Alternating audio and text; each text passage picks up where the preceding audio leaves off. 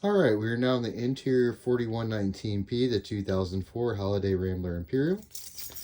I'm going to work my way down all the way to the back and work my way from the back out of the camper.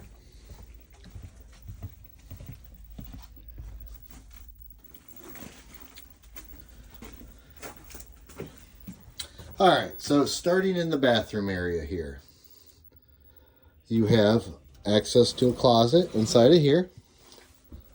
In the closet, there are lights on the ceiling that have switches on the actual light itself. Over to the side over here, you have more storage area inside of the closet. There's a little cubby that actually flips up in the bottom down there also. There are access panels in the floor here to gain access to the top of the engine if you never need to do anything with service work on it. And then another little hidden cubby over here on the side. The closet doors do have latches on the corners to keep the doors from opening when you're going down the road. So you got latches on both sides here. You have access to the shower here, and there's again a transport latch on that also. But if you open up the shower, a nice sized tub and shower inside of here. And again, this has been winterized already. That's why you see a little bit of pink antifreeze in the bottom of the shower. There's a skylight in the shower also. Up on the ceiling in the bathroom, you have an exhaust fan. This fan is manually crank up, so you actually turn this knob to raise the actual lid. There are fan speeds over here on the side. And in order to make this fan operate, there's a thermostat just over here beside the toilet. You'll have to pick the spot on the thermostat that you want to come on, and then it'll automatically run that fan. Now, once the thermostat's on, if you want a different fan speed, you can control it with the knob over here or shut the fan off. But you do have to have that thermostat turned to the on position in order to open up that fan, or to turn that fan on. And again, manually close your vent whenever you're not using it. Up here, you have a little storage.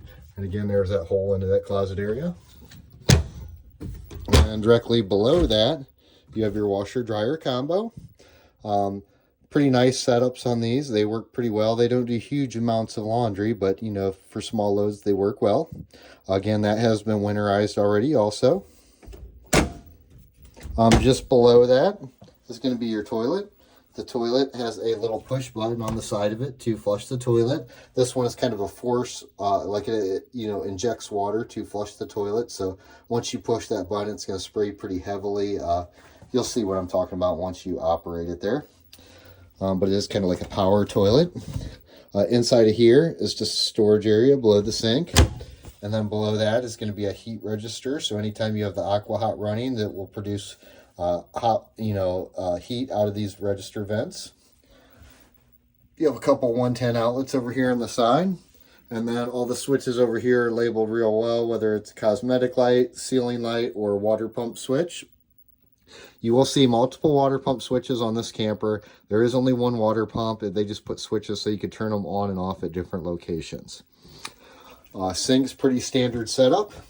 And then directly above the sink, you have storage in your vanity area up top here. There is a pocket door over here that will slide out and give you privacy in your bathroom area. And there's a mirror on that door also. When the door is open, there's a little transport lock down here at the very bottom that you do have to push down. That way the door doesn't move around on you when you're traveling down the road. Into the bedroom area here, you have storage in all your cabinets and drawers over here. There's a little laundry basket here that tips out. Your windows, you're going to see multiple styles, most of your windows in this camper are going to have two styles of shades. You're going to have one that's kind of a transparent one, and then you're going to have another one that's kind of a darker one. With these shades, I always tell people do one at a time. So go all the way down with the light one, all the way down with the dark one, and then same thing back up, all the way up with the dark one, all the way up with the light one at a time. It'll prolong the life of your shades. Your windows will slide to the side, and then they do have screens that slide also. And then you do have red handles here. This is an emergency exit window. If for some reason you have to get out quick, you can flip these handles up like this and shove the window actually out. The lights above the window here have a little rotary switch here that you'll turn to turn the lights on. They are dimmable. Also up here, you got some 110 outlets in the center here. Over here, you have a carbon monoxide alarm that is hardwired to the camper. So anytime the camper's batteries are on, that will have a green light on, notifying you that it does have power to it. Directly above is all your breakers and breaker boxes inside of here, and fuse panel over here on the side. These little things you'll see, those are sensors for the thermostat, so it could pick up, you know, the different heat in different areas of the camper, or cooling. So you'll see multiple sensors throughout the camper.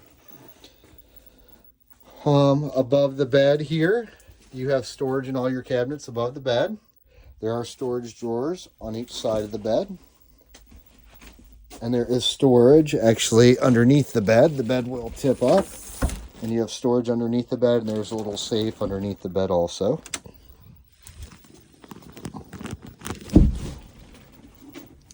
There is the remote for the television back here in the back bedroom area. Now this is just a tube style television back here, so it's not a digital TV, so it's not going to pull any, you know, digital reception or anything like that.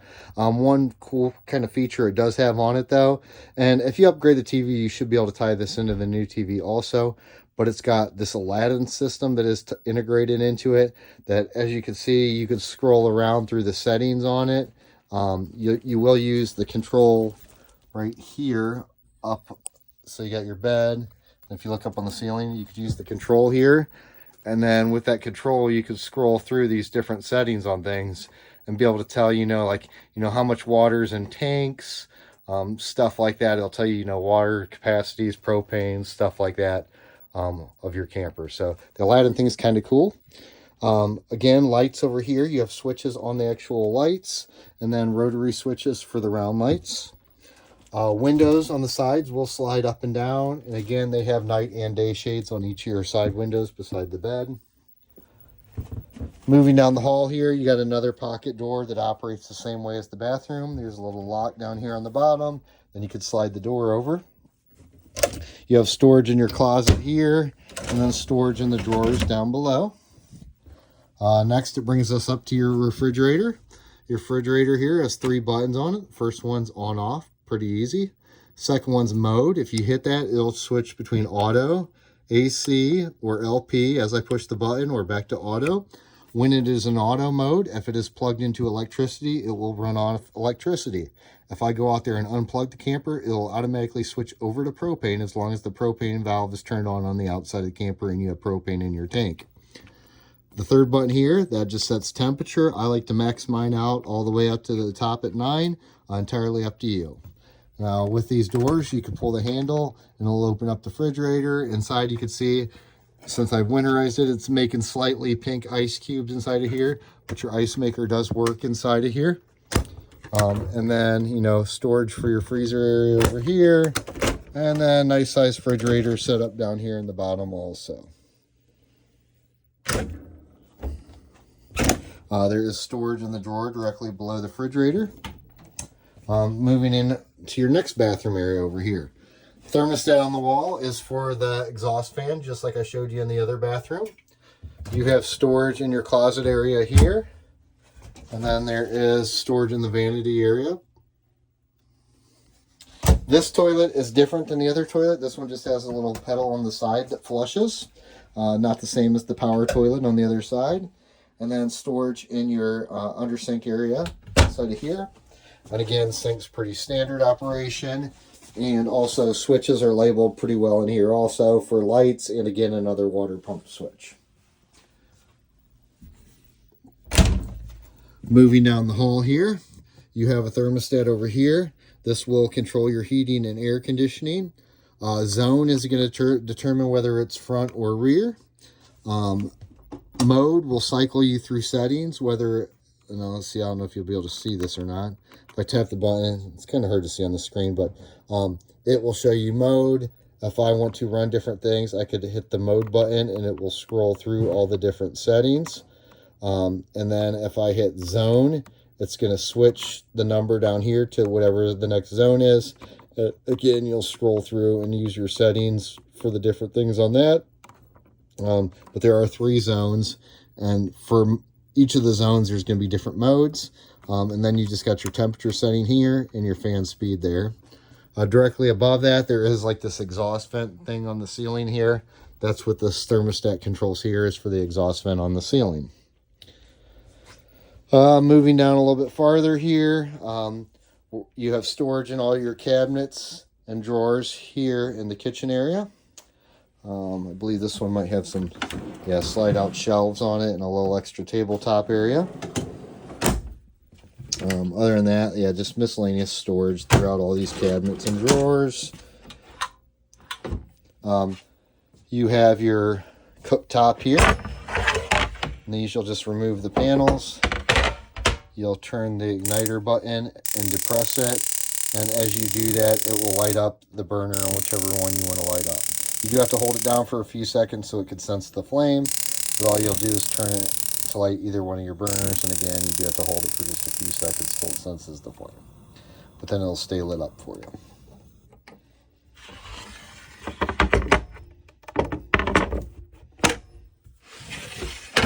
Sink area is pretty self-explanatory. It does have a spot for filtered water over here, and then this is actually heated water or hot water.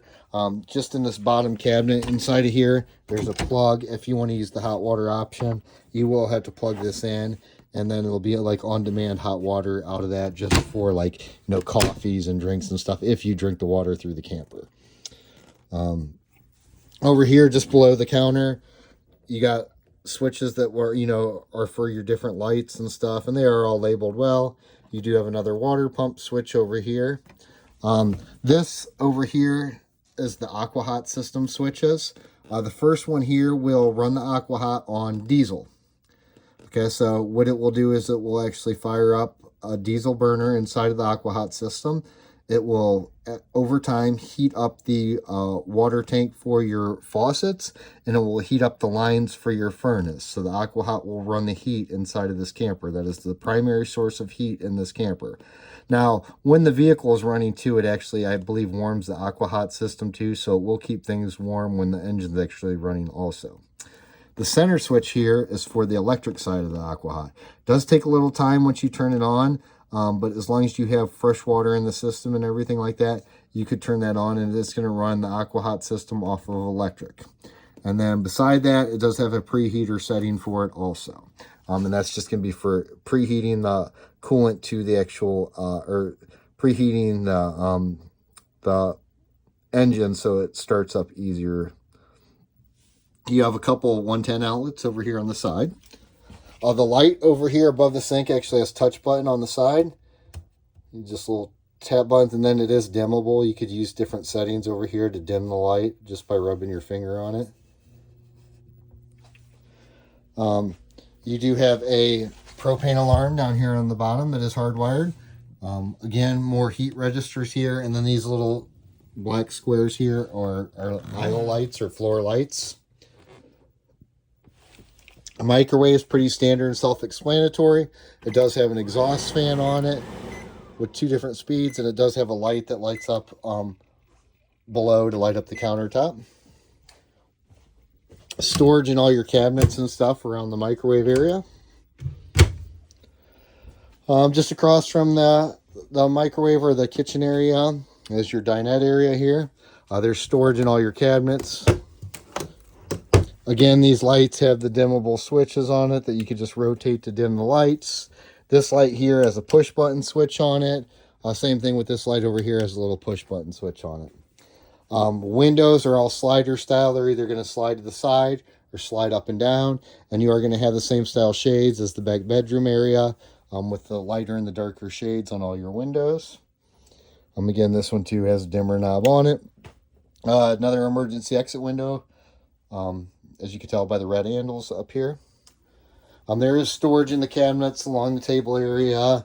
And if I remember right, this table does pull out just a little bit farther to give you a little extra room. Or you could just shove it in manually if you want to get more clearance as a walkway.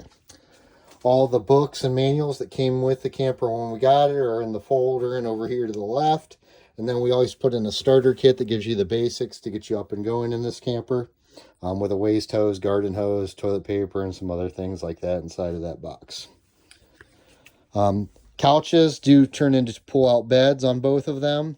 They're actually, you kind of flip them around and they have cushions that lay out to make a bed.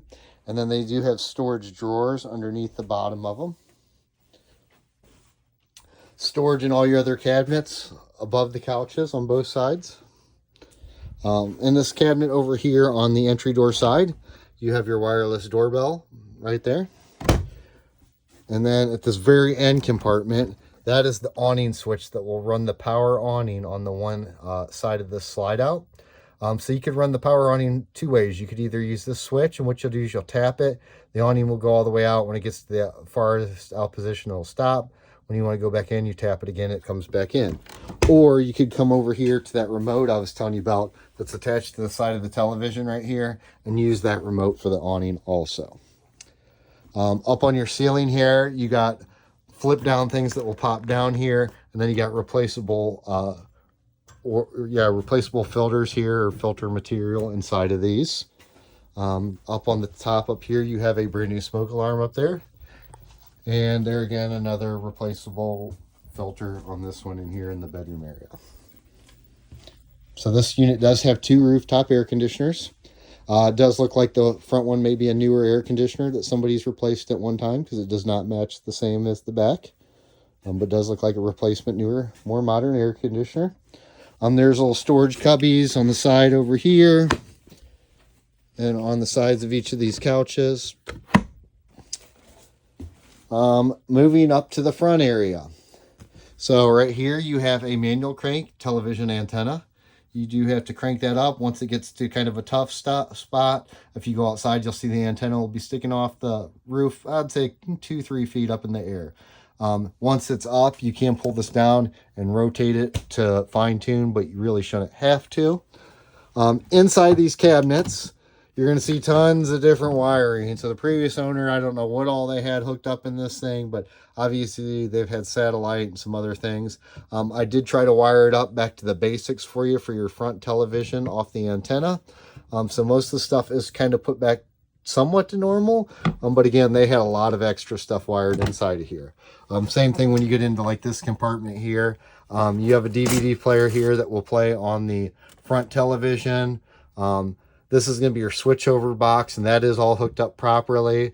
But again, they had other components up here. So you'll see there is, at one time they had a surround sound system in here. That stereo is no longer in here, but that is the pigtail for the surround sound system.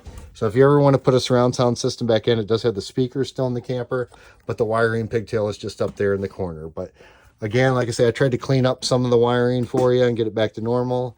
I did kind of remount this TV and get it more secure. And this TV up front here is capable of pulling in digital channels up front here. Now you will have to have these boxes switched to TV antenna in order to do that. And then if you want to watch the DVD player, you will have to switch it to switch your input on the television to HDMI, and it will run your DVDs. Up top here in this compartment, this switch here is going to control the awning just over the entry door. Directly above that, this is just kind of the smart EMS. It tells you, you know, what you're plugged into and what all is powered. Over here, this is going to be your basically the display for that big inverter charger I showed you on the outside of the camper in the one compartment. This takes care of all your battery charging. As you can see, it's saying charge right now, or we'll say it's actually in its flashing mode now, but it's a system status float charging. So batteries are charged and it's just kind of in the float mode right now. Now you could go around and play with settings on this thing. You're welcome to, and that's kind of the best way to figure it out. But one thing I do like to show you is this little button right here that says on and off. That is for the inverter. So what that will do is if you're driving down the road and you want limited access, you know, if you want some of the things in your camper to have 110 power off of battery power, you could just hit this switch. Now you can also fire up your generator too, and it will supply 110 power to everything in the camper. But this one you could run just like a television or something like that, or just minor things off the inverter itself. Over here, you have another compartment light switch. That is for the lights that's in the underbelly that I was looking for earlier. So you do have one switch here, and then you have one inside the water closet area also. Again, another water pump switch, a system heat switch, and then slide out control switches directly above. One thing I have noticed with this camper, it does have little like switches on the compartment doors. If for some reasons you have certain compartment doors open, it will not let you run the slide out as a protection thing. Next compartment over here is just a storage compartment. Over here you got curtains that will pull around to the front. These you'll actually just kind of pull the string here, and if I pull the right way, and it will pull the curtain all the way around to the one side. We do have a curtain ordered for your other side. It has not showed up yet, but we will make sure you get that when we get it in. And then once these are pulled back, you can use these little tethers here that wrap around and hook back on like this. And that'll keep your curtains pulled back so they're not flopping in on you while you're driving down the road. Over here to the side, there's a little cubby over here with some storage area. And then there are switches over here. They're all labeled what they are. You got a map light switch for the little map light here, step cover switch, a passenger shade. What that is for is there's little shades that come down over here and will block the sun. I do recommend with these shades, always leave them about 1 inch from being all the way off. That prolongs the life of those also. And then step lights, that's going to be for the little lights down there at the base of the steps. Again, all these switches are labeled real well. The only one that's not is this first one here. What that is that is a battery disconnect switch. So what that is anytime you get in it, go in and out of the camper, if you're not going to be in it for a while, you could shut that switch off, and it's going to terminate all 12-volt power just to the coach side of the camper. You'll still be able to start the vehicle, drive down the road, things like that. It just will not have power to the coach side of the vehicle with that switch off. Over here, you got switches on the side of the seats. The seats are power. They move forward, backwards. This switch here will let the seat swivel side to side. And then this switch here is actually for the recliner part of this. It's got like a footrest that comes out on it. So that'll be that one over here. You have the remotes for your television and DVD player up here. Up top here, so radio is a Bluetooth radio. It's pretty easy and self-explanatory to pair with. Down below are going to be your temperature controls for heating and cooling of this camper. TV radio switch, that's not going to apply anymore because they've rewired some things with the radio and stuff like that. Night lights, that's going to be those floor lights that you can see over there lighting up underneath the sink. And then this switch here, I'm actually going to remove the writing off this, but this switch here, it says step cover, is actually a generator start stop switch. It was actually missing the cover, or the button's been replaced on it, and it's just not the right writing on it. So I am going to get the writing off of this one here, but that is going to be the generator start stop switch. There's going to be 3 generator start stop switches. You have one outside on the generator, you have one right here, and then there's one directly above the bed in the bedroom area. Over here, it does have a little CB. It's got the control on the side of the CB itself. This system here, this is a navigation system that's kind of outdated and doesn't really, it's not really hooked to anything anymore. So it's just something that, we're talking an 04 camper here, so it's just kind of outdated technology on it. On your backup camera up here, if I power it on, it's going to light up and it's going to show you the rear view. If I go over here to the 4 square button, it will show me all the different cameras from left to right and back and side and all that stuff. So other than that, if you want just the rear one on, you could hit this square button here a couple times and it'll put it to just the rear view of the camera. To the left of the driver's seat here, you have your air brake switch here. Up top here, this does have 2 different styles of leveling systems on it. So it's got air leveling up here that you could raise or lower the camper with over here on the air side. That's just, for the most part, this camper is a pretty level camper. You're probably not going to use this a whole lot, but it's just for minor leveling with just air. Okay, now you do have a hydraulic system up here too on the very dash. And in order to operate this, you just power it to the on position. You have to, first you gotta have your key on, then you power it to the on position, and then you have control of your front, right, or left, front, or right jacks. I'm gonna turn this off so I can talk over the beeping. Other than that, you just got an on-off switch on the side. You can control that manually, or there's a button that you can hit, and it kind of does a little bit of an auto leveling on it. Me personally, I like the manual. This is kind of an old system again, but it seems like the manual works a little bit better. So if it were me, I would just use the manual, and unless you're going to retract, and then you could just hit all, and it's going to retract all. Do lube those jacks periodically with WD-40. It prolongs the life of those also and helps with the retracting process.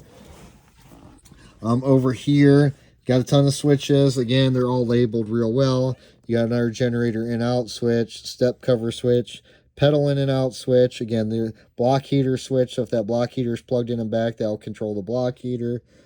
Shade switches, exhaust brake, brake high and low. You know, just, again, everything's labeled real well. You got heated mirrors and power mirrors over here, and the selector is in the center for the power mirrors. You have your gear selector up here for reverse, neutral, and drive, and then you can up and down shift. You have a ton of switches up here on the dash. Again, still all labeled real well. You got your rear dock lights, side dock lights or fog lights. Get your main headlight switch here, and again, if you read the buttons and play around with them, you can figure out most of the stuff pretty easy on these things. There is another button that controls that Aladdin touchscreen thing. It is not tied into this front TV. There may be a way that you could tie that in, but the only TV that Aladdin is currently tied into is the rear television. Other than that, that pretty well concludes my video of the inside. I know it's kind of a lot to take in, and a lot of this stuff is one of those things that the more you play with it, you'll kind of figure it out. But that concludes my video for the interior of this camper. We appreciate your business and hope you enjoy your new purchase. Thank you.